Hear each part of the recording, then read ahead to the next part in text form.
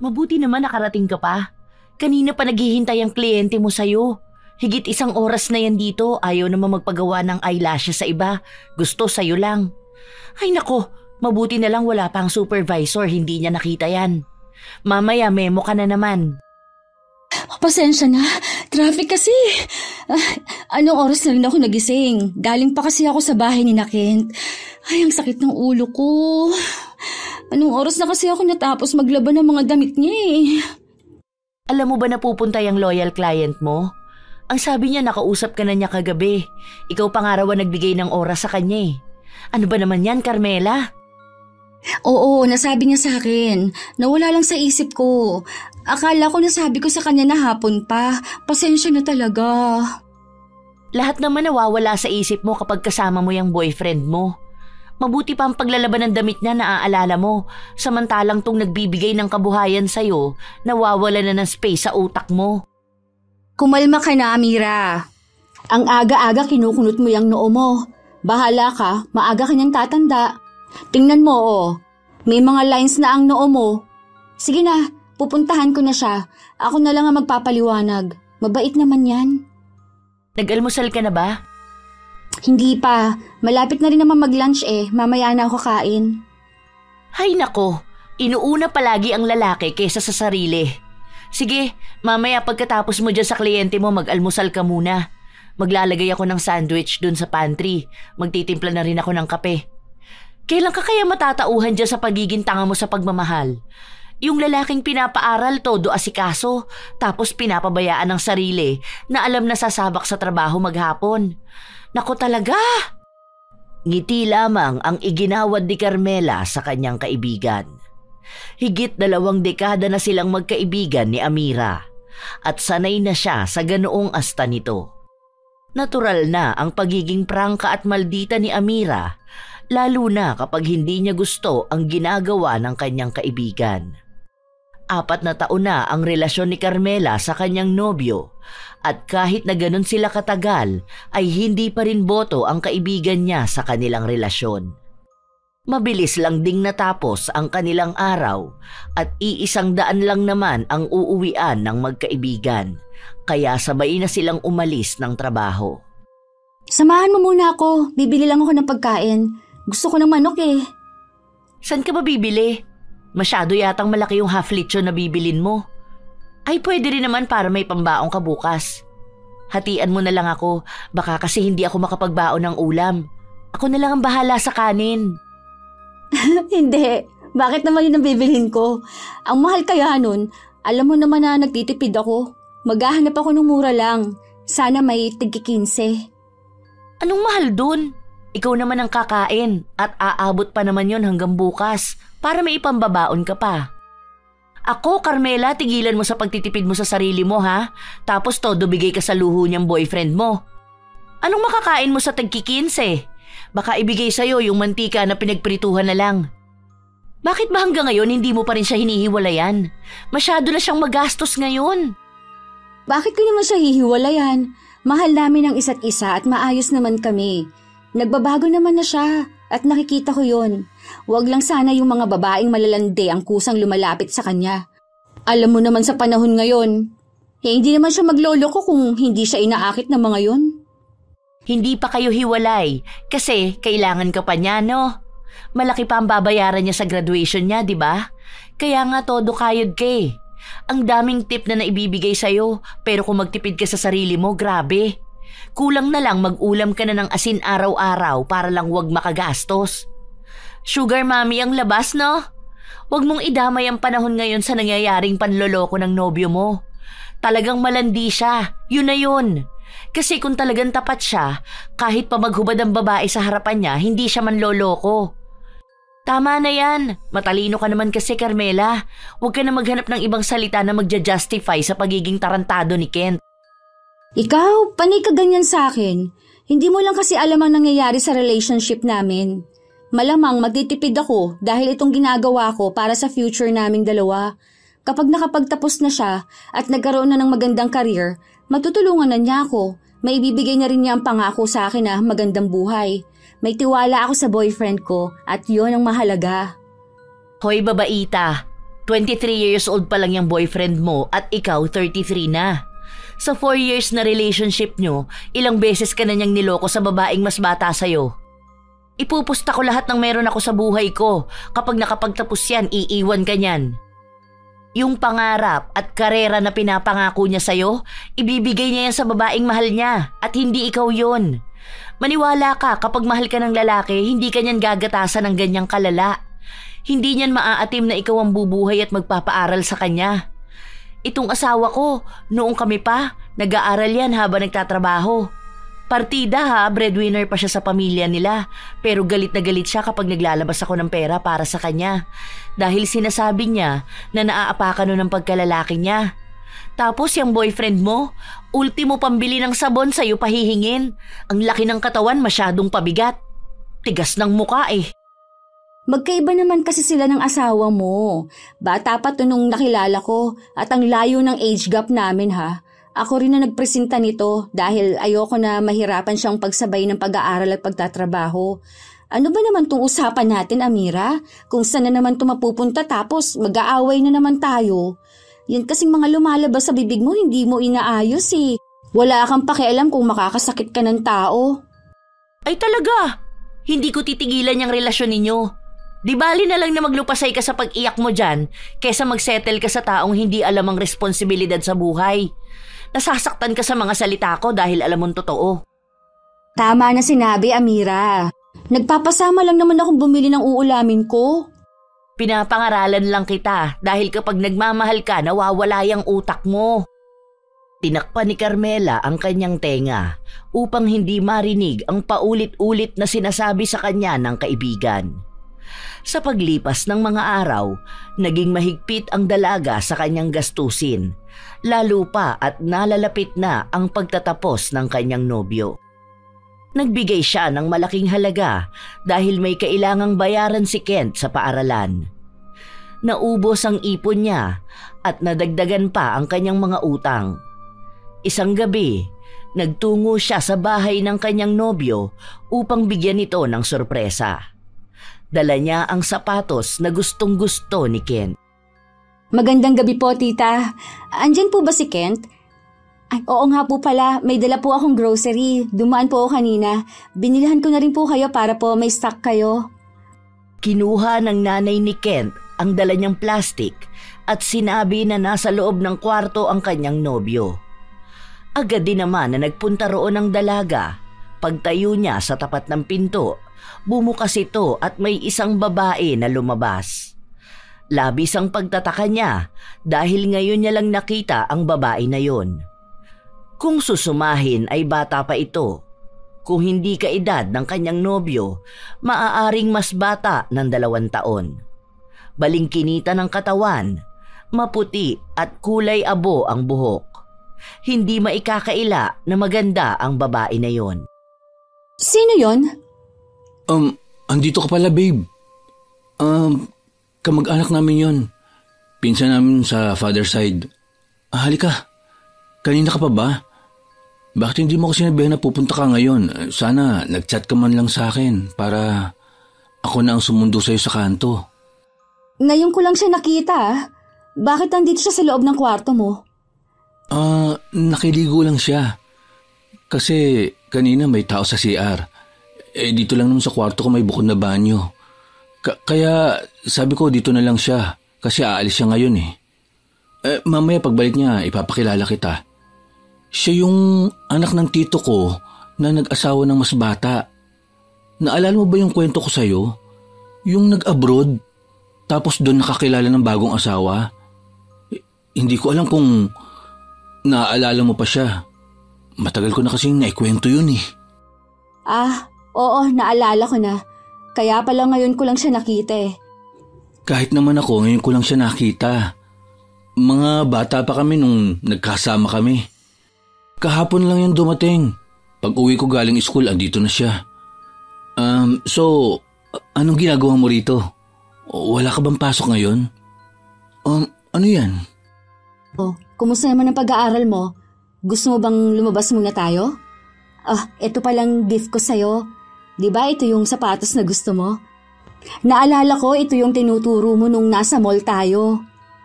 Hala, talaga? Maraming salamat, babe. Alam mo ba na sobrang stress na ako? Tapos, bigla kang dumating na may dala nito?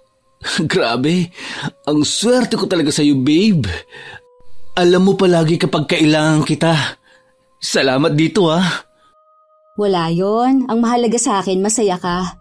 Deserve mo yan dahil wala kang ibang ginawa kundi ang pagbutihin ng pag-aaral mo. Siyempre, paanong hindi ko pagbubutihin ang pag-aaral ko? Gusto ko nang maibigay sa'yo ang magandang buhay na deserve mo.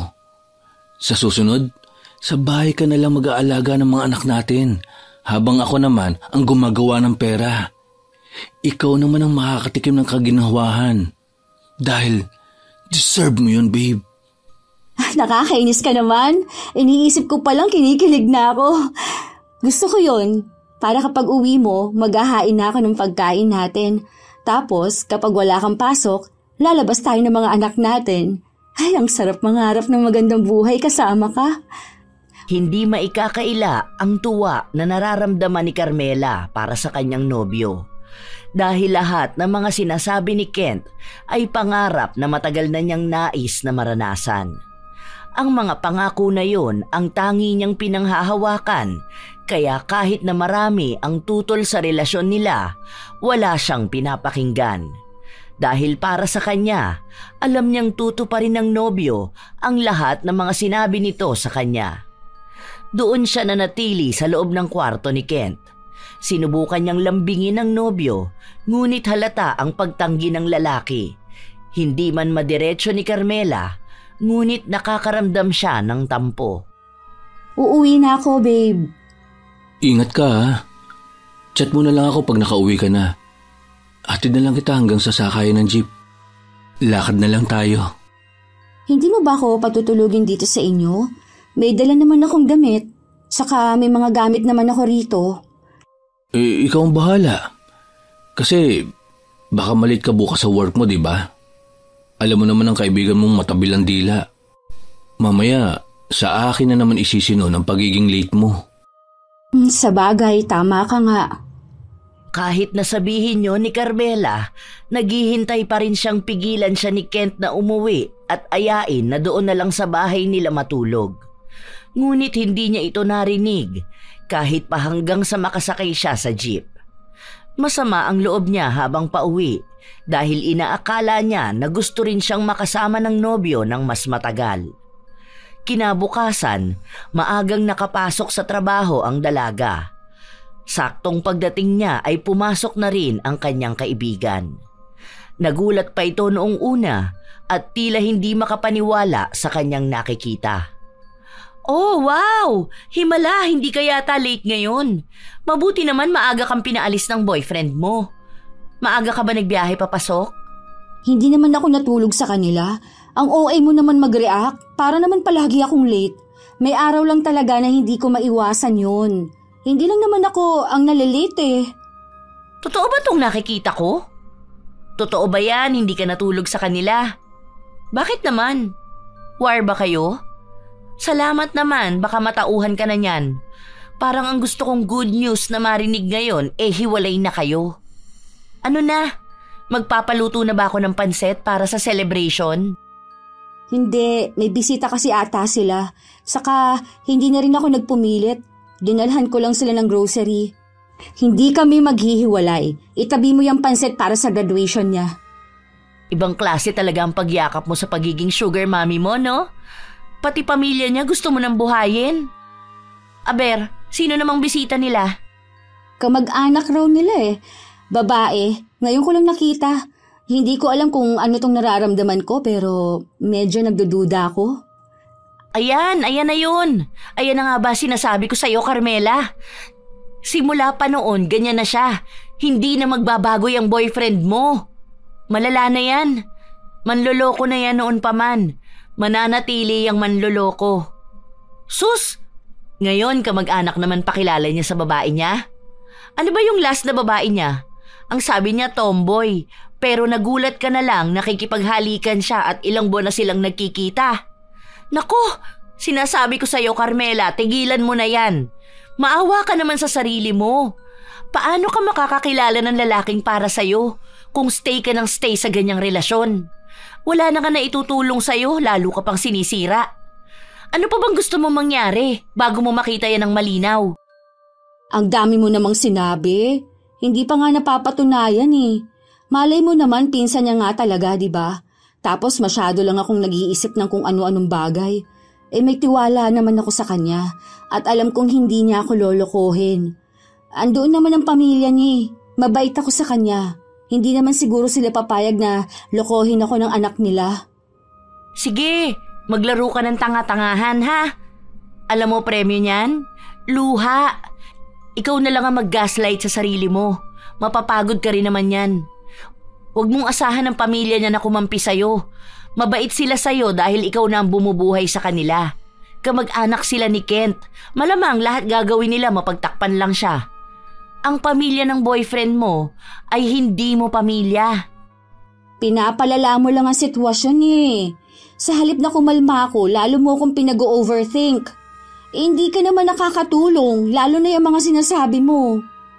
Ay talagang mag-overthink ka. Tandaan mo, trust your instinct. Hindi mo yan mararamdaman kung wala lang yan. Ilang beses ka na bang natulungan yan mahuli ang boyfriend mo? Hindi ba last na pagdududa mo sa kanya nagkatotoo? Ang ibig sabihin, may tinatago sa'yo yung bata mo. Ayusin mo yung trabaho mo, Carmela. Ilang beses ka na nagkamali ngayong araw. Ilan na yung nagreklamo sa'yo? Naku po, baka magkaroon ka ng penalty, mabawasan pa yung sasahurin mo. Nasistress na ako sa ginagawa mo. Malaki nagiging epekto nito sa'yo. Pasensya na. Hindi lang talaga ako makapag-focus sa ginagawa ko eh. Ang dami kasing tumatakbo sa utak ko ngayon. Bakit? Iniisip mo na naman yung boyfriend mo at pinsan niya kuno? Ang laki na ng epekto ng lalaki na yan sa buhay mo, Carmela. Hindi na uso ang martir sa panahon ngayon. Tama na yan. Napaaral mo na siya eh. Kayang-kaya na niya ng sarili niya. Hindi naman kasi tungkol dyan. Basta, may iba pa. Hindi mo ako maloloko. Kilala na kita. Alam ko kung saang bagay ka nagkakaroon ng problema. Naaawa na ako sa'yo, Carmela. Please naman, maawa ka naman din sa sarili mo. Lahat na ng klase ng dahilan nasabi na sa'yo ng boyfriend mo. Kahit sinong nakakakilala sa inyo, alam ang ginagawa niya. Samantalang ikaw, kahit na ilang beses ka ng pagsabihan, ang tigas pa rin ng ulo mo. Isinawalang bahala ni Carmela ang payo sa kanya ng kaibigan. Kahit naramdam niya sa kanyang sarili na may mali. Sa paglipas ng mga araw, bibihira na lang silang magkita ng nobyo. Tuwing wala siyang pasok, pumupunta siya sa bahay ni Kent. Ngunit saglit lang sila kung magsama dahil maraming ginagawa ang binata. Ilang buwan na ang lumipas, ganun palagi ang nangyayari. Kung hindi niya pupuntahan ng nobyo, hindi ito magpapakita sa kanya. Mabigat ang kanyang dibdib, ngunit hindi niya ito masabi sa kanyang kaibigan. Dahil alam niyang galit lang din ang isasalubong sa kanya. Kaya lahat ng problema ay kanya lamang sinasarili. Pakiramdam niya ay punong-puno na siya at kahit anong oras ay sasabog na. Hindi naman maikakaila na nararamdaman yun ni Amira, kaya siya na lang ang gumagawa ng paraan upang makapagsabi sa kanya ang kaibigan. Hindi ka pa ba uuwi? Sabay na tayo. Tara na, kung gusto mo tambay ka na muna sa bahay. Salamat, pero hindi na. Pupuntahan ko pa si Kent sa school nila eh. Hanep, sa halip na ikaw ang sunduin, ikaw na ngayon ang nanunundo. Hindi naman niya alam na pupuntahan ko siya eh. Ikaw bahala. Sige, mauuna na ako. Basta umuwi ka na kaagad ha. Delikado sa labas ngayon. Mukhang wala pa naman pakialam yung sugar baby mo sa'yo. Kapag wala kang masakyan pa uwi at hindi ka na niya hinatid, tawagan mo ko para ako na maghahatid sa'yo pa uwi. Mahirap na. Ang dami pa namang krimen na nangyayari ngayon. Oo, salamat. Ingat ka. Nagsalungat ng landas ang magkaibigan. Pagkarating ni Carmela sa paaralan ng kanyang nobyo, agad niya rin naman itong natanaw at naglalakad palabas kasama ang mga kaibigan niya. Sandaling nanikip ang dibdib ni Carmela nang matanaw niya na may kahawak kamay ang nobyo at ang babae na yon ay ang pinsan na sinasabi ni Kent. Kumuha muna siya ng lakas ng loob bago siya muling humakbang upang lapitan ng nobyo. Alam niya kasing hindi pa napapansin ni Kent na naroon siya. Babe! Anong ginagawa mo rito, babe? Bakit ka nagpunta rito? Pauwi na kami. Hindi ka nagsabi na dadaan ka rito. Agad na binitawan ng binata ang kamay ng babae. Ang mga kaibigan naman ni Kent ay nagbulungan. Hindi yun marinig ni Carmela pero ramdam niyang tungkol ito sa kanya. Alam ng mga kaibigan ng nobyo ang relasyon nila. Pero halatang ayaw sa kanya ng mga ito, lalo na sa edad na meron siya. Hindi man halata na 10 taon ang tanda niya sa nobyo dahil bata pa naman siya kung titingnan. Pero nararamdaman niya pa rin na malaking issue ito sa mga kaibigan ni Kent. Nagpakawala ng mabigat na paghinga si Carmela para lang pakalmahin ang kanyang sarili at hayaan na lang ang mahinang tawanan at bulungan ng mga kasama ng nobyo. Nakalimutan mo na bang mansari natin ngayon? Gusto sana kitang ayain na kumain sa labas kaso kasama mo pala ang pinsan mo.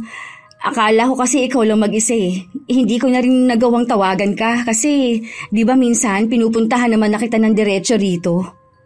Nagtawanan ang mga kaibigan ni Kent, ngunit pasimple lamang yon.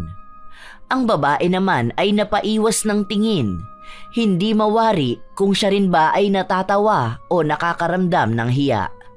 Sinita pa ni Kent ang mga kaibigan niya upang tumigil sila sa ginagawa nila.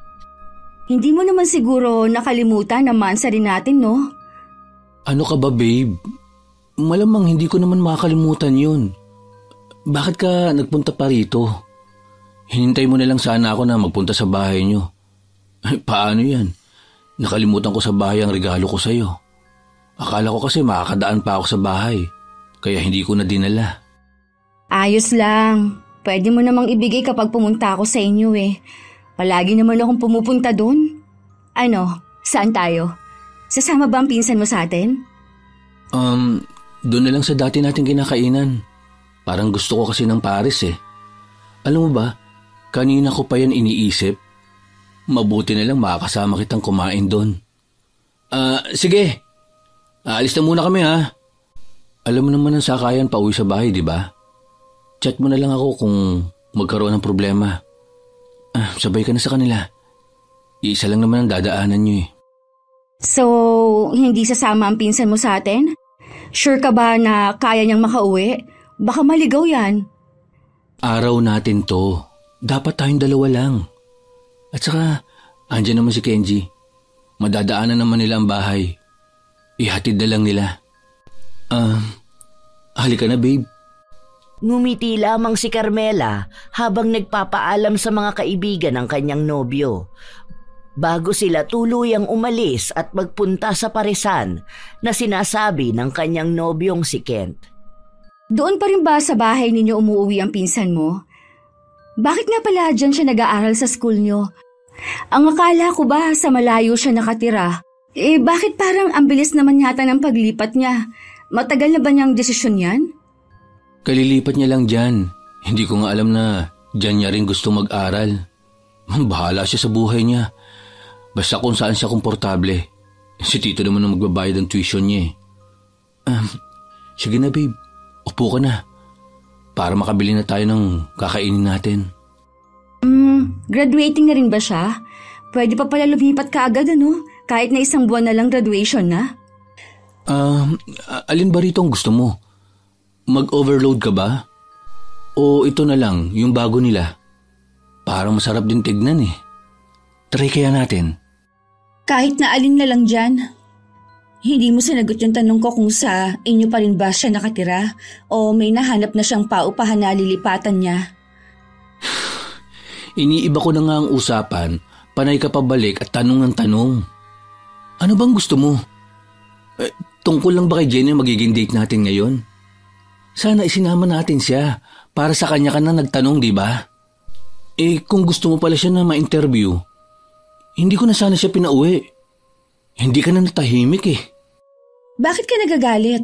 Nagtatanong lang naman ako. May masama ba doon? Simpleng tanong lang naman to. Ang dali lang naman sanang masagot pero mas inuna mo pa yung galit mo. Bad trip, ayoko na. Mag-isa ka na lang kumain dito.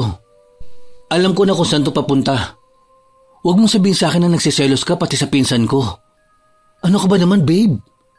Hindi na ba tayo matatapos sa selosan na to? Nakukulangan ka ba sa assurance na binibigay ko sa'yo? Hinaan mo naman ang boses mo. Nakakahiya, nakatingin sila sa atin, oh. Okay, fine. Hindi na ako magtatanong. Basta tumahimik ka na dyan. Ikaw na lang ang kumain. Wala na akong gana.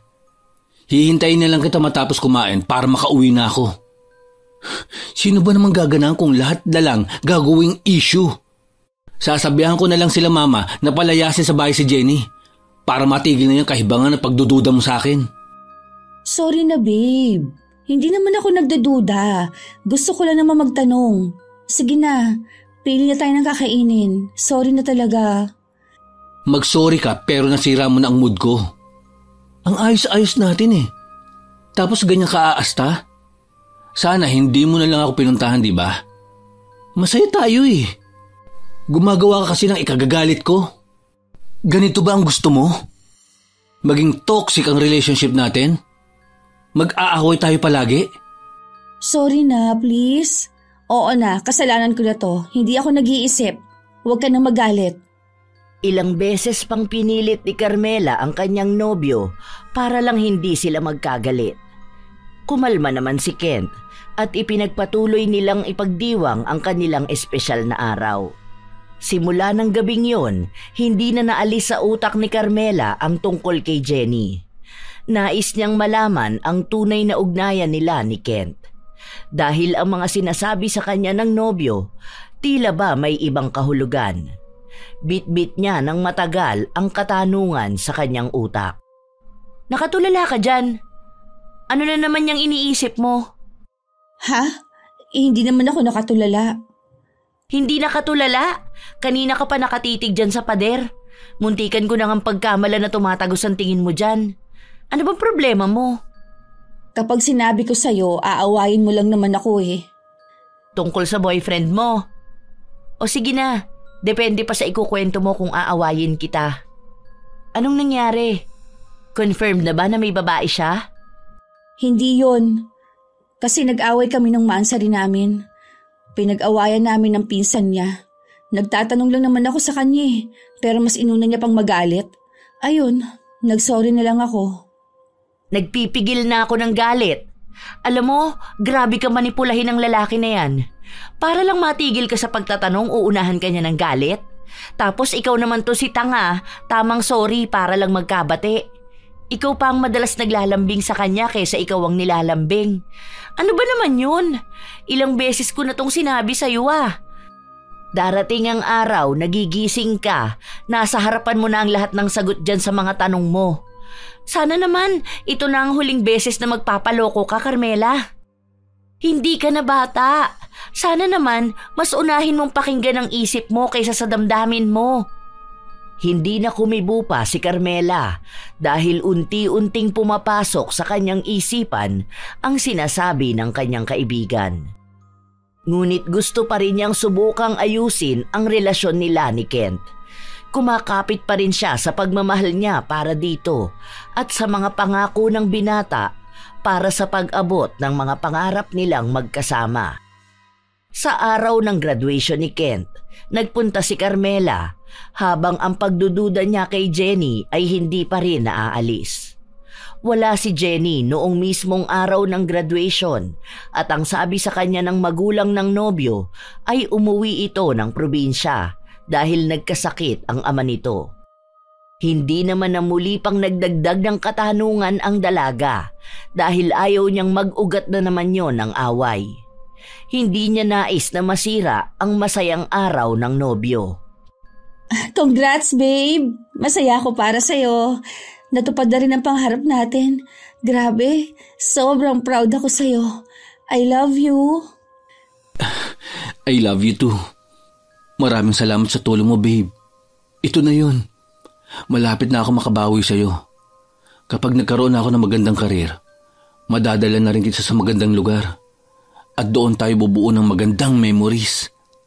At kapag kaya ko na talaga, pwede na tayong bumuo ng sarili nating pamilya. Magpapagawa tayo ng sarili nating bahay. Hindi na ako makapaghintay na maging asawa ka. Ano ka ba? Kinikilig naman ako sa mga sinasabi mo. Kaya hindi talaga nawala ang suporta ko sa'yo eh. Kahit ako, hindi na makapaghintay na tumira sa iisang bahay kasama ka. Isa talaga sa pinagpapasalamat ko ay ang mga sakripisyo mo, babe. Ang swerte ko talaga sa'yo dahil ako ang pinili mong mahalin. Gano'n naman talaga ang mag-partner, di ba? May magandang kinahantungan naman ng sakripisyo ko. Isa pa, ikaw rin naman ang nag-push sa sarili mo para maabot mo yan. Sinaportahan lang kita. Siguro naman, hindi ka na ngayon naaawayan ng kaibigan mo. Kaya talaga nagpursige rin ako. Ayaw kita mapahiya. Ang dami pa naman yung sinasabi tungkol sa atin. Ayan, supalpal siya ngayon. Nakatapos ako ng pag-aaral. Maghintay lang siya. Patutunayan ko mabibigyan kita ng magandang buhay. Hayaan mo na si Amira. Ganun lang talaga yon. Basta ako, proud na proud ako sa lahat ng ginagawa mo.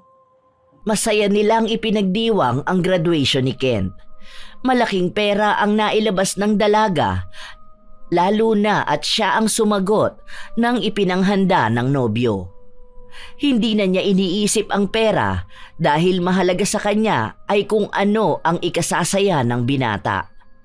Naging maayos ang kanilang relasyon sa mga sumunod na buwan. Nawala ang pagdududa ni Carmela tungkol kay Jenny dahil nakikita naman niya na binibigyan na siya ng atensyon ng nobyo. Mag-isa si Carmela sa loob ng pantry habang nagtitimpla ng kape. Sinusubukan niyang tawagan ng nobyo ngunit hindi ito sumasagot. Dahil sa pagiging abala niya, hindi niya namalayan na pumasok ang kanyang kaibigan sa loob. May trabaho na ba ang boyfriend mo? Nakakagulat ka naman. Hindi kita napansin na pumasok. Gusto mo rin ba ng kape? Para kang kabote kung sumulpot. Salamat na lang, kakakapi ko lang kanina eh. So ano nang ganap sa buhay ng sugar baby mo? Tapos mo na siyang pag-aralin. Ano nang ginagawa niya sa buhay? Hindi mo na talaga inalis yung pagtawag sa kanya na sugar baby ha. Mamaya may makarinig na iba, isipin na totoong ginagatasan niya lang ako. Saka ayaw na ayaw ni Kent na naririnig ang salita na yan. Kahit naman daw 10 years ang age gap namin eh, hindi niya ako tinuring na matanda. Please naman Amira, tawagin mo na lang siya sa pangalan niya. Siyempre paniniwalaan mo siya. Dakilang utu-utu ka eh. Anong hindi ka nakikita bilang mas matanda? Halata namang magkaiba kayo ng generation. Ano naman kung marinig niya? Totoo naman na ginagawa kanyang sugar mommy, tapos tuwang-tuwa ka naman. Grabe ka naman. Ramdam ko naman talaga na hindi niya ako tinuturing na mas matanda pa sa kanya. Tatagal ba kami ng 4 years kung paniniwalaan niyang sabi-sabi ng iba tungkol sa age gap? Nasa right age naman na siya. May iba nga dyan, nasa 20 years ang gap eh. Basta, wala kami tinatapakan tao. Ang gusto lang namin, magmahalan. Wala naman akong ibang hinihiling sa'yo kundi suportahan ako kung saan ako magiging masaya. Kaso, ikaw pa tong number 1 basher. Basher talaga ako dahil ayokong ginaganyan ka. Alam mo ba kung bakit siya nagstay sa'yo ng 4 years? Scholar mo ba naman eh? Masaktan ka na sa mga sinasabi ko. Real talk lang to, Carmela. Bahala ka dyan. Basta maayos kami. Kapag nagpakasal kami, kakainin mo yung mga panlalait mo sa relasyon namin. Magkaibigan tayo, pero hindi mo man lang tinitignan ang mga sinasabi mo sa akin kung nakakasakit ka ba. Sana naman minsan, magkaroon ka ng konsiderasyon na tao ako. May nararamdaman. Hindi yung akala mo kumakausap ka ng pader na walang pakiramdam. Kaya nga ako concerned dahil magkaibigan tayo. Alam ko at nakikita ko ang ginagawa niya sa'yo. Sige, tingnan natin kung hanggang saan tatagal yung pinaglalaban mong relasyon. Pero sinasabi ko sa'yo, ngayon na-graduate na siya, ipupusta ko pati buhay ko, magbabago yan dahil hindi ka na niya kakailanganin. Hindi na kumibo pa si Carmela. Lumabas siya ng pantry na bit-bit ang kape. Inaamin niya na nasasaktan siya sa mga salitang sinabi sa kanya ng kaibigan niya at nakakaramdam din siya ng kaba na maaaring magkatotoo yun. Kinabukasan, wala siyang pasok kaya nagpunta siya sa bahay ng nobyo. Ngunit ang sabi ng nanay ni Kent, wala ito roon at 1 linggo nang hindi umuuwi ang binata. Dahil doon ay nakaramdam ng pag-aalala si Carmela. Saan po ba ang boarding house niya? Hindi pa po kasi ako nakakapunta ron pero ang sabi niya sa akin, malapit lang sa trabaho niya. 1 sakay lang daw ng jeep. Pwede ko siyang puntahan ngayon kung alam ko lang po sana kung saan. Hindi kasi ako mapakali. Sinabi ng ginang na hindi niya alam ang eksaktong lokasyon dahil hindi daw sinabi sa kanya ng kanyang anak kung saan ba talaga siya nanunuluyan. Sinubukan naman ni Carmela na tawagan ang kanyang nobyo, ngunit hindi ito sumasagot. Ano kayang nangyari kay Kent? Kagabi pa siya hindi tumatawag sa akin. Naku, baka naman nagkasakit na siya. Dapat kasi alam ko kung saan siya tumutuloy ngayon para kung sakali man na may sakit siya, mapuntahan ko kaagad. Hindi ako mapapanatag nito hanggat hindi ko siya nakakausap. Ayoko ng ganitong pakiramdam. Kinakabahan talaga ako. Ay naku po, sana maayos lang siya. Ano ba babe? Bakit ba hindi ka sumasagot sa tawag ko? Please, sagutin mo na to. Nakakainis naman. Paalis na sana ang dalaga sa bahay ng kanyang nobyo upang humanap ng paraan kung paano niya mahahanap ang tinutuluyang paupahan ni Kent. Ngunit pinigilan siya ng bunsong kapatid ng nobyo. Nasa edad 15 na ang bunsong kapatid ni Kent at ito na lang din ang nag-aaral sa kanila. Sinabi sa kanya kung saan nakatira ang kanyang kuya. Binalaan din siya ng dalagita na huwag niyang babanggitin kahit na kanino na siya ang nagturo. Hindi pa nakakapagtanong pabalik si Carmela, tumakbo na palayo ang kapatid ng nobyo. Tila ba may malaking lihim na nakabalot sa mga salitang binitiwan nito kanina. Bakit kaya ayaw niyang ipaalam na sinabi niya sa akin? Ay, ano ba itong nararamdaman ko? Parang may kung anong gumagalaw sa tiyan ko at konektado sa bilis ng tibok ng puso ko. Wala naman siguro to. Sana nga wala lang. Hindi na nag-aksaya pa ng oras ang dalaga. Agad niyang pinuntahan ang bahay na tinutukoy ng kapatid ni Kent. Hindi naman siya nahirapan dahil alam ng una niyang pinagtanungan ang bahay na hinahanap niya. Pagpunta niya roon, may tao siyang napagtanungan na doon din nakatira at sinabi sa kanya kung saan ang kwarto ng binata. Kahit na natagpuan na ni Carmela ang tinutuluyan ng nobyo, hindi pa rin mawala ang kaba sa kanyang dibdib. Alam niyang iba ang ibig sabihin ng kaba na yon, ngunit ayaw niyang pakinggan.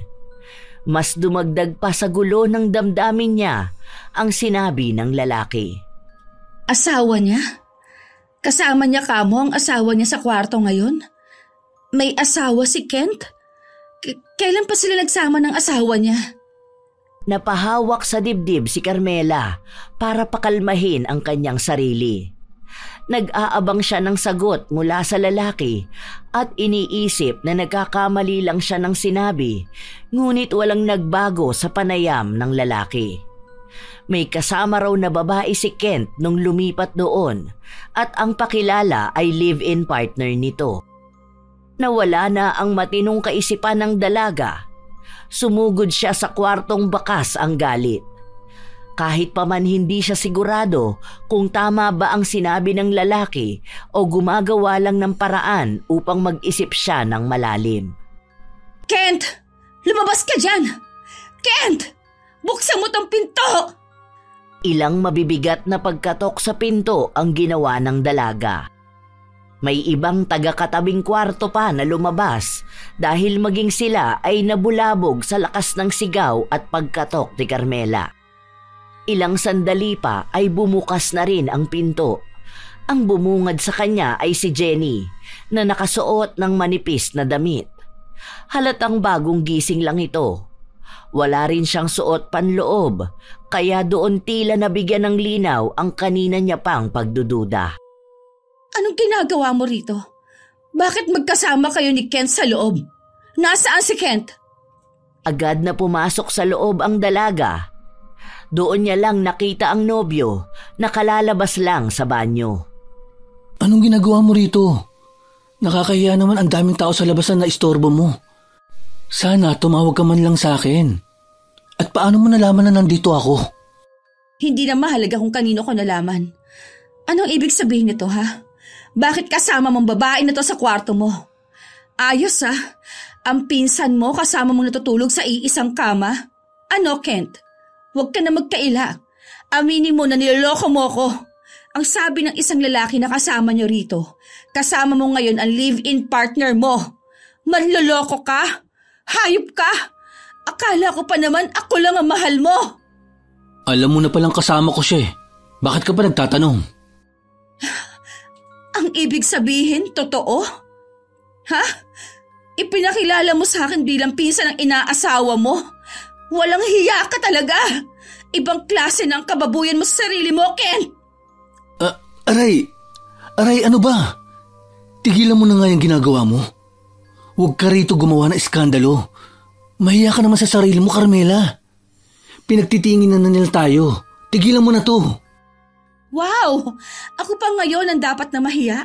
Sino ba rito ang gumagawa ng kalokohan? Ha? Niloko mo ko. Kailan mo pa ito ginagawa, ha? At ikaw, malandi ka. Alam mo na siguro na may girlfriend na lalaki na nilalandi mo, di ba? Iba talaga kapag babaeng makate. Ano ba? Huwag mo siyang saktan. Baka maapekto ng pinagbubuntis niya. Lalong hindi kita mapapatawad kung may masamang mangyari sa anak namin. Napalakas ang pagtulak ni Kent kay Carmela, kaya bumagsak ang dalaga sa sahig. Naging kasing lamig ng semento ang kanyang damdamin at maging ang mga luha niya'y hindi na makawala. Hindi siya makapaniwala na ang lalaking iniisip niyang makakasama sa panghabang buhay, ang lalaki palang sisira sa kung paano niya tingnan ang mapait na parte ng pag-ibig. Anong sabi mo? Anak ninyo?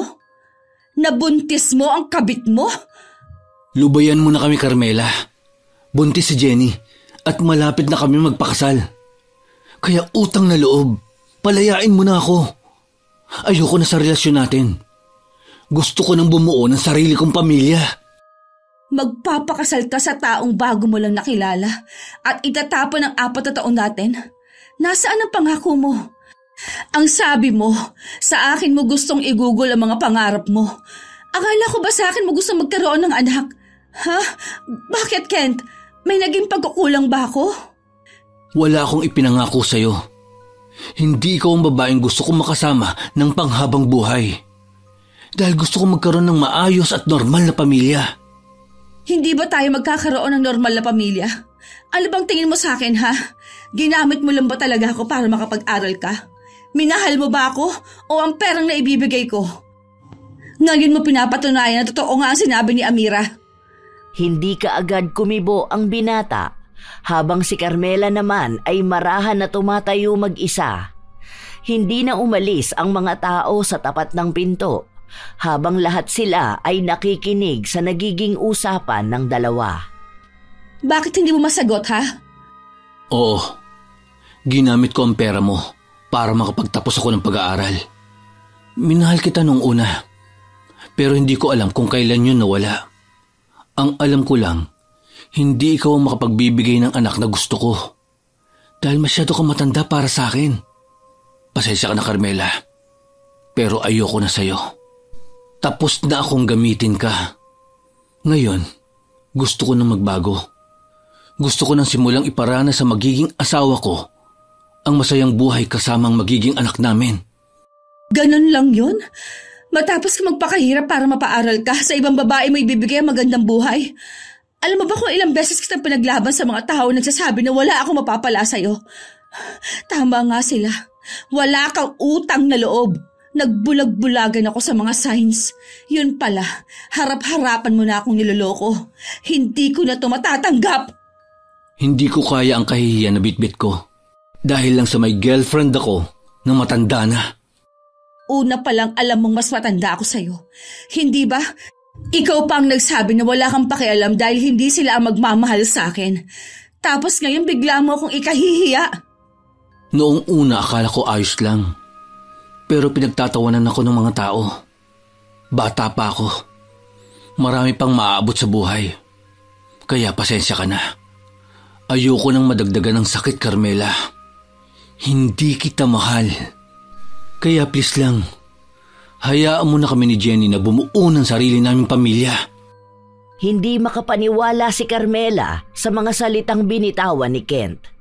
Naging mas malinaw sa kanya ang lahat. Kaya pala hindi siya hinahawakan ng kamay kapag nasa labas sila dahil kinakahiya niya ang nobya.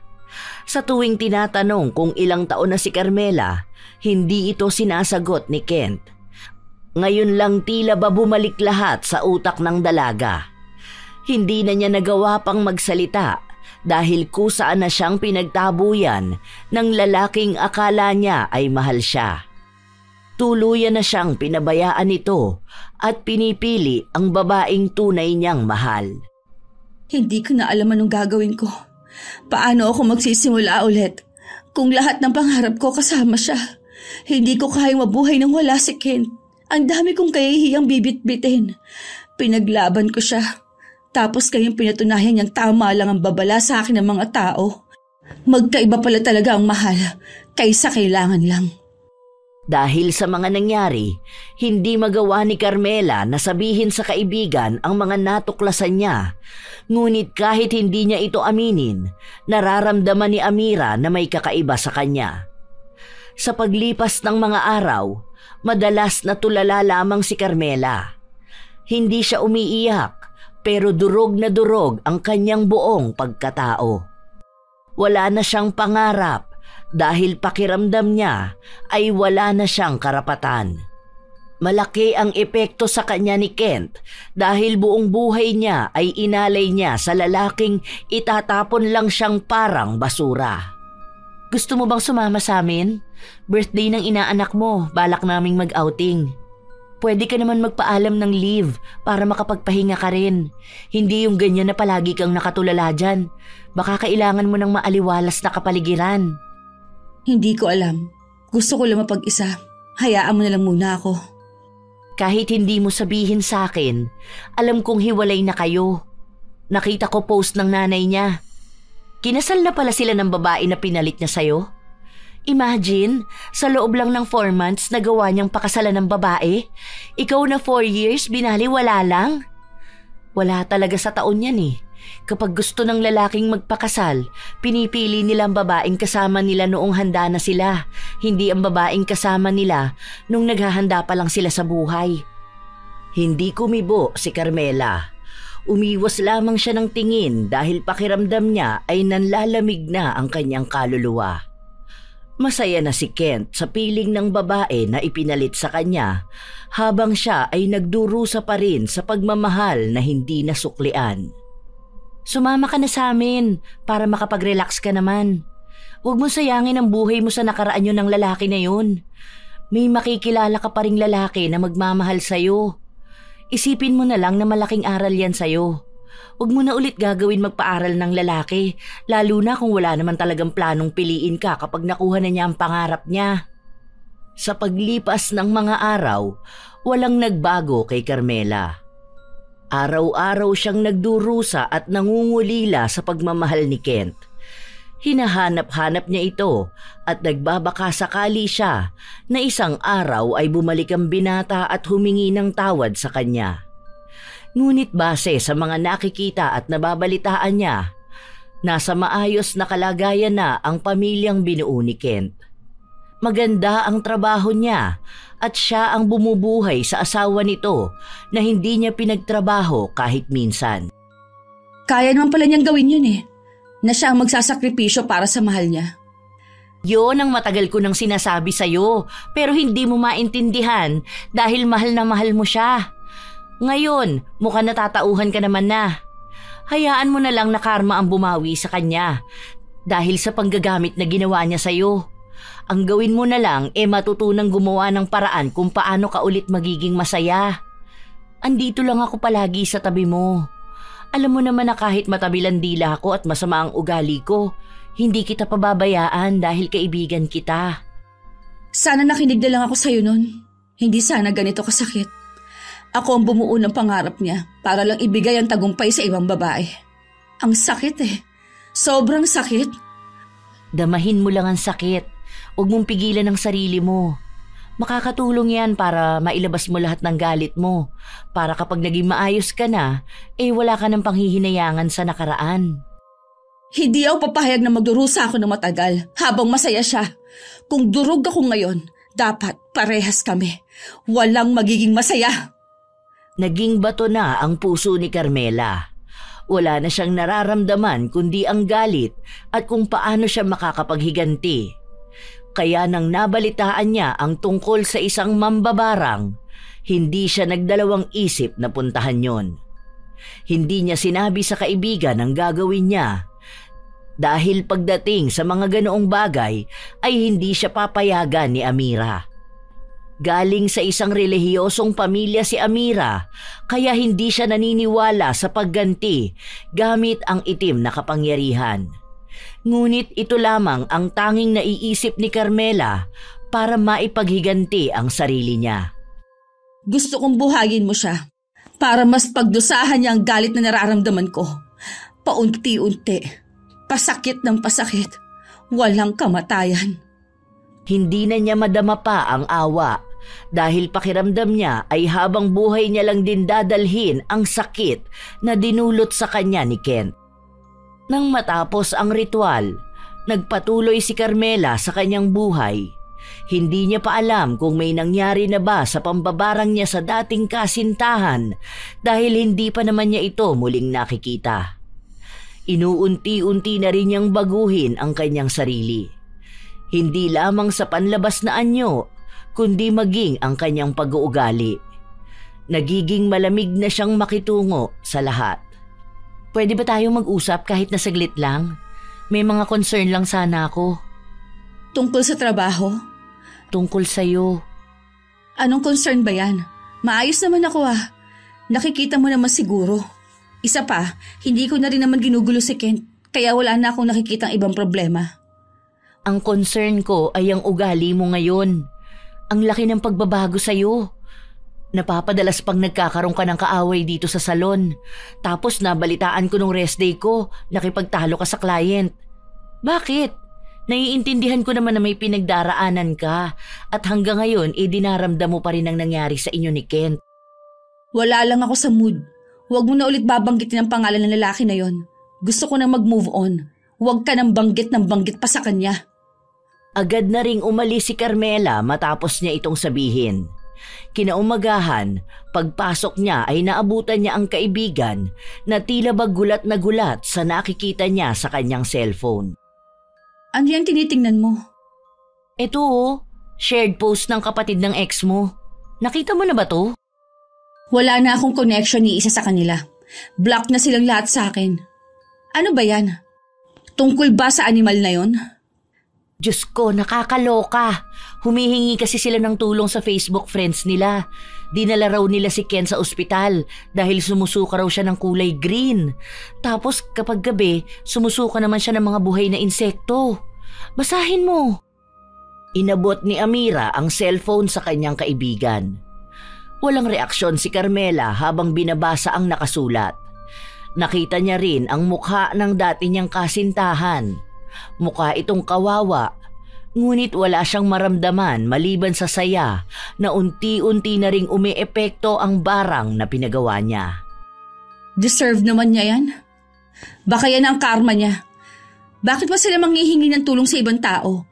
Ang akala ko ba sabi niya kaya niya ng sarili niya? Gets ko naman na galit ka, kasi kahit ako galit din sa kanya . Ang pinagtataka ko ay ang karamdaman niya. Kasi mayroong mga comment dito na baka daw binabarang na siya. Nag-aalala lang ako na baka mamaya totoo nga, tapos ikaw ang sisihin nila. Bakit naman ako ang sisisihin nila? Hanggang ngayon ba hindi nila ako lulubayan? Dahil maaaring ikaw ang may malalim na dahilan para ipabarang siya. Hindi mo naman yun ginawa, di ba? Alam ko naman na hindi mo yun gagawin. Tumingin lang si Carmela. Hindi siya nagbigay ng tugon sa kanyang kaibigan. Dahil doon ay nakatunog si Amira na maaaring tunay nga ang hinala niya. Sa paglipas ng mga araw, nakakatanggap ng iba't ibang mensahe si Carmela mula sa pamilya ng dating kasintahan. Nagtatanong kung maaari ba siyang makausap, ngunit tinatanggihan niya ito at sinasabi na wag na siyang guguluhin pa. Isang gabi, nagpasya si Amira na manatili sa bahay ng kanyang kaibigan dahil wala silang pasok kinabukasan. Nais niyang makausap ito ng masinsinan. Nakapagluto na ako. Mas masarap kumain dito sa labas, no? Ang hangin eh. Dito na lang kaya tayo maghain ng hapunan. Hindi ako nagugutom. Anong hindi ka nagugutom? Kailangan mong kumain. Nangangayayat ka na oh. Mas maganda pa nga ang katawan mo noon. Pwede bang iwan mo muna ako? Gusto ko talaga mapag-isa. Hindi umalis si Amira. Nanatili lang siyang nakaupo sa tabi ng kaibigan niya, humahanap ng tamang pagkakataon para buksan ang usapan na kanina pa niya nais simulan. Kilala kita. Alam kong may gusto kang malaman sa akin. Ikaw bang gumawa nun kay Kent? Ang huli kong balita, nasa bahay na lang siya at nangangayayat na. Hindi na siya makapagtrabaho. Hindi na rin magamot ang anumang karamdaman niya. Dahil simula raw nang dalhin nila sa doktor, lumala lang ang sakit niya. Kung sabihin kong oo, may magagawa ka ba? So, pinabarang mo talaga siya? Gusto mo siya magdusa ng pangmatagalan? Oo, gusto kong panghabang buhay niyang pagdusahan ng panluloko at panggagamit niya sa akin. Oh, anong gagawin mo ngayong nalaman mo? Hindi kumibo ang kaibigan. Nakatingin lang ito sa kanya. Hindi mawari kung ano ang iniisip. Hindi na ito pinansin pa ni Carmela. Sa paglipas ng mga araw, nanatiling tahimik si Amira sa mga nalaman niya at ang mga balita tungkol kay Kent ay kusa lang ding dumarating kay Carmela. Hanggang isang araw, nagpunta sa kanilang salon ang asawa ni Kent at hinahanap si Carmela. Saglitin mo na lang kausapin. Paalisin mo na lang kung ayaw mo. Kanina pa kasi siya naghihintay sa'yo eh. Lumabas si Carmela at naabutan niya si Jenny na halatang kapapanganak pa lamang. Nang makita siya ng babae ay umiyak ito sa harapan niya at nagmakaawa na puntahan si Kent dahil yun ang hiling ng kanyang asawa. Bakit ako magpupunta ron? 1 taon nang nakalipas simula na maghiwalay kami. Anong kailangan niya sa akin? Gusto niya ba na tulungan ko na naman siya? Hindi na ba siya nagsawa na lokohin at hanapin lang ako kapag kailangan niya? Sinabi ni Jenny na hiling yun ni Kent bago siya mawala sa mundo. Dahil pakiramdam daw ni Kent ay hindi natatagal ang kanyang buhay. Ngunit sinabi ni Carmela na hindi mangyayari yun. Kahit na anong nararamdaman ngayon ni Kent, ay bibit-bitin pa niya ng matagalan. Hindi maunawaan ni Jenny ang ibig niyang sabihin. Hindi na rin naman pinaliwanag ni Carmela. Pinaalis na lang niya ang babae. Kahit na anong pagmamakaawa nito, hindi niya pinakinggan. Hanggang sa lumipas pa ang ilang araw, palagi siyang binabalikan ni Jenny para makausap.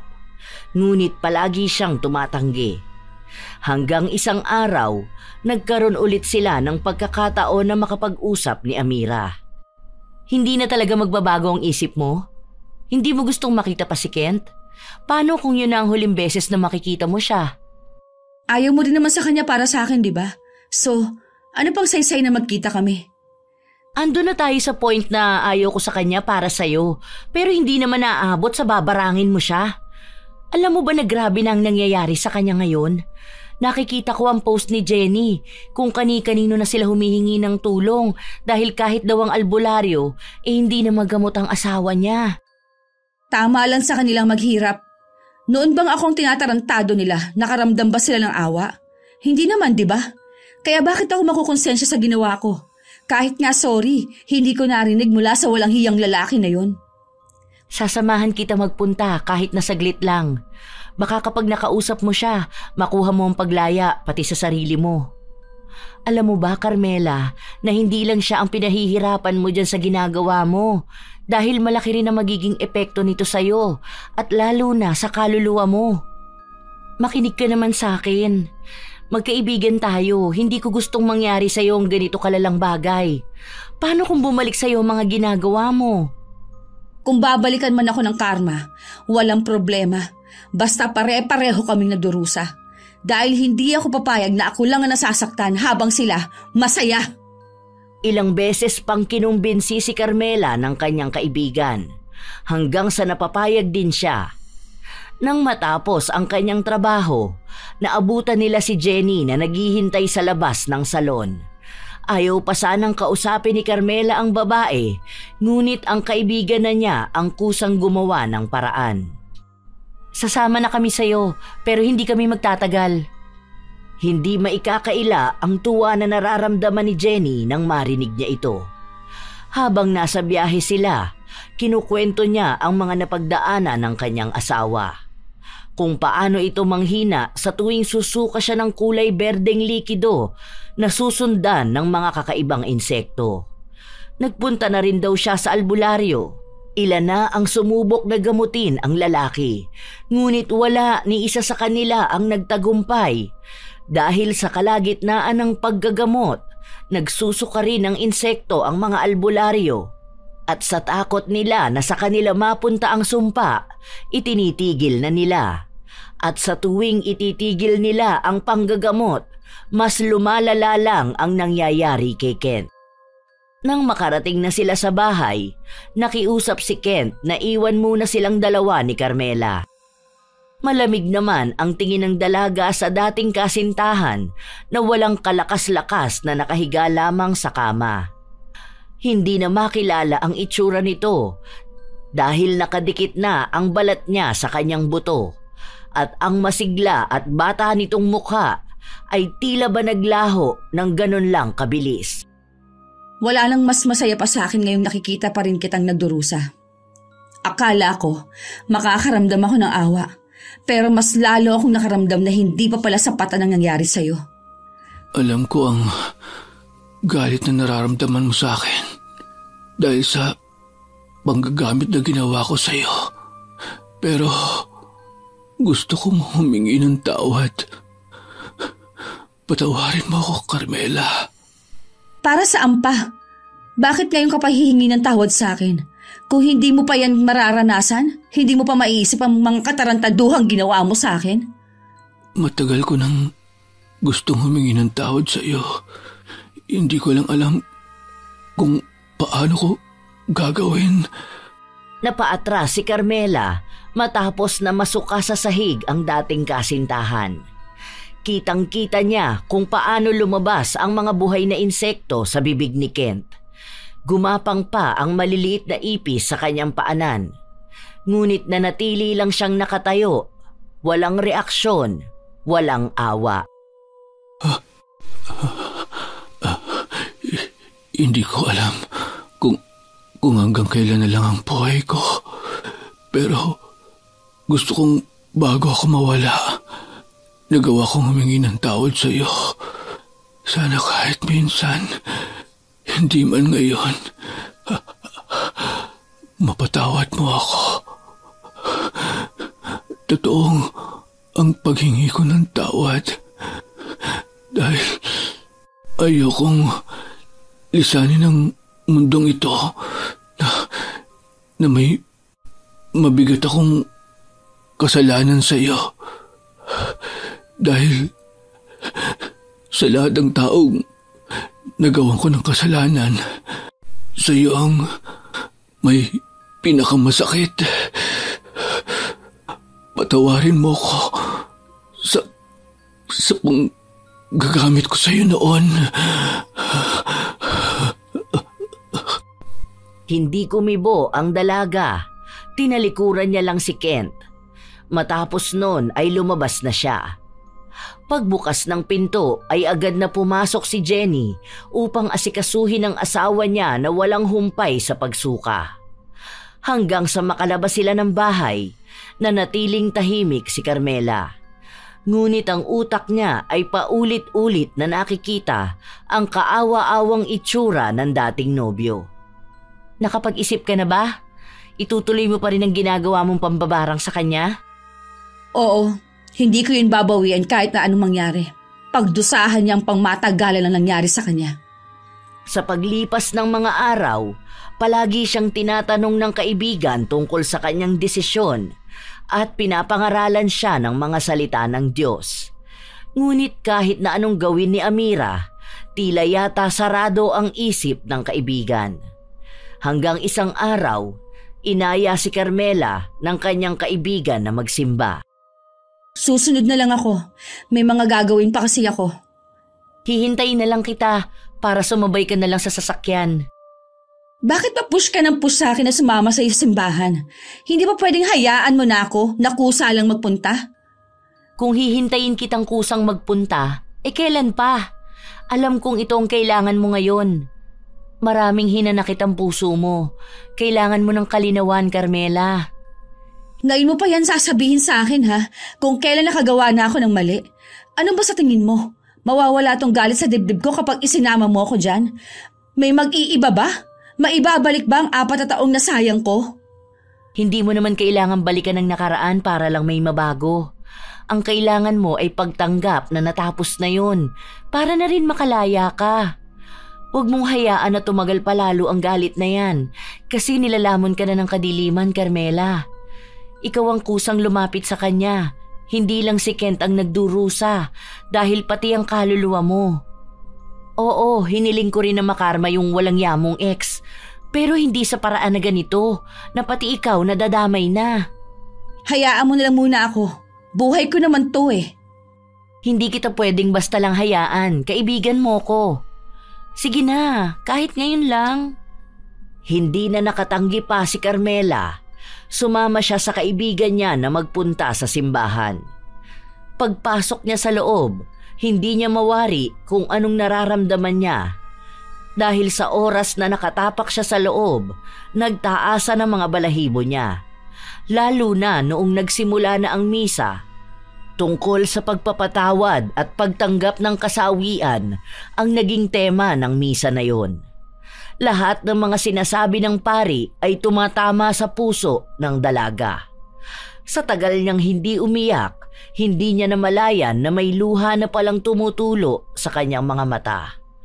Sa paglabas ng mga luha na yon, pakiramdam niya ay nahugasan na rin ang mga mata niya upang tingnan ang buhay mula sa magkaibang pananaw. Hindi niya mawari kung paanong nangyaring ang bigat na matagal na niyang bitbit ay dito lang mababawasan. Sige lang, isuko mo na lahat ng galit at sakit na nararamdaman mo. Kapag naging magaan na lahat, makikita mong deserve mo maging masaya nang hindi na kinakailangan na sakta ng iba. Hindi napigilan ni Carmela na umiyak. Bumuhos ng tuluyan ang mga luha niya at ang kaibigan niya ay nakayakap lamang sa kanya habang hinahagod ang kanyang likod. Hinahayaan lamang siyang maglabas ng hinanakit niya dahil alam ni Amira kung gaano kabigat ang bitbit ng puso niya. May katagalan din ang inabot ng iyak ng dalaga hanggang sa tuluyan na siyang huminto at nagpunas ng kanyang mga luha. Ang sama kong tao, Amira. Paano ko nagawang umanib sa itim na kapangyarihan para lang mailabas ang galit ko?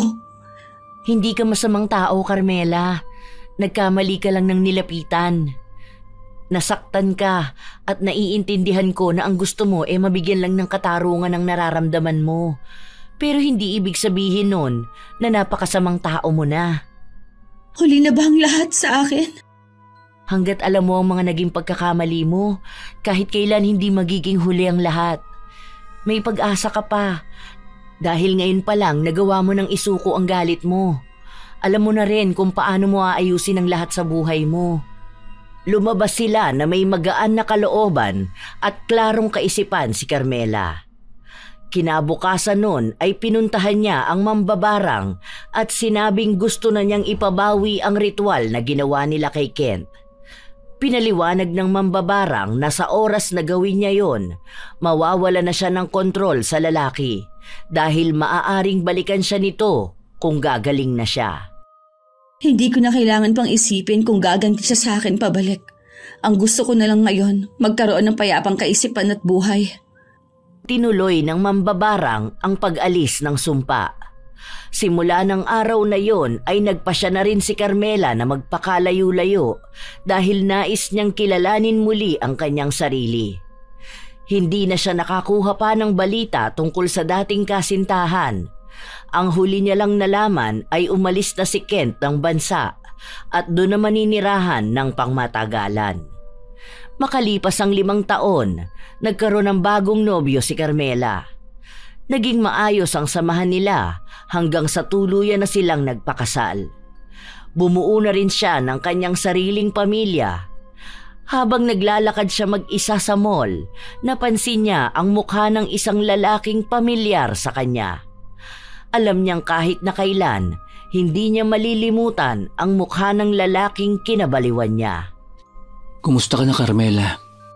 Long time no see. Ang balita ko, nanganak ka last year. Maayos naman ang buhay. Mabuti naman gumaling ka na. Hindi ko nga alam kung anong nangyari. Pero alam kong may parte rin ang pagpapatawad mo sa akin. Maraming salamat pala. At sorry uli sa mga pagkakamaling nagawa ko sa'yo. Wala na yon. Napatawad na kita at pinalaya ko ng sarili ko sa sakit. Ang mahalaga na lang sa akin ngayon ay ang pamilya ko. Sana lang maging malaking aral na to sa ating buhay. Oo.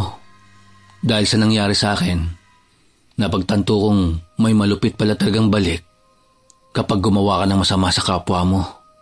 Tanging ngiti lamang ang ibinahagi ni Carmela bago siya tuluyang umalis.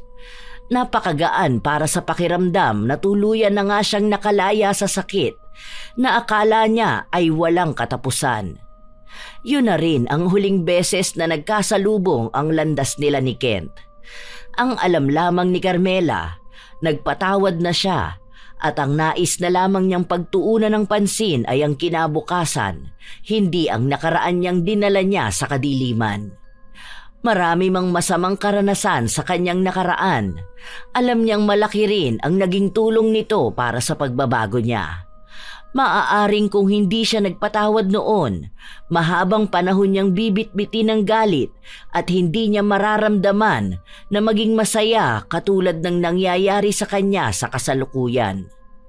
Dahil kung gaano sana kahaba ang pagdurusa na ipinataw niya kay Kent, ganun din ang pagdurusa ng galit na daladala niya. Malaking pasalamat niya sa kanyang kaibigan na tumulong sa kanya upang isuko ang lahat ng galit at pangamba sa Diyos na siyang humilom sa lalim ng sugat na meron siya noon at nagbukas ng bagong pag-asa para sa muli niyang pagmamahal sa buhay na meron siya ngayon. Shout out sa ilan sa mga masusugid na tagapakinig at taga-suporta ng mga istorya ni Lola Telang. Rosemary Santos, Mildred Ann Bawal, Roslyn Mangilin, Belen Malbas, Christina Pierre 7601, Vincent Florentino, Romulo Laman Jr., Alfreda Alano, at Kuya Gio 720. Ito ang inyong Lola Telang at maraming salamat po sa inyong lahat.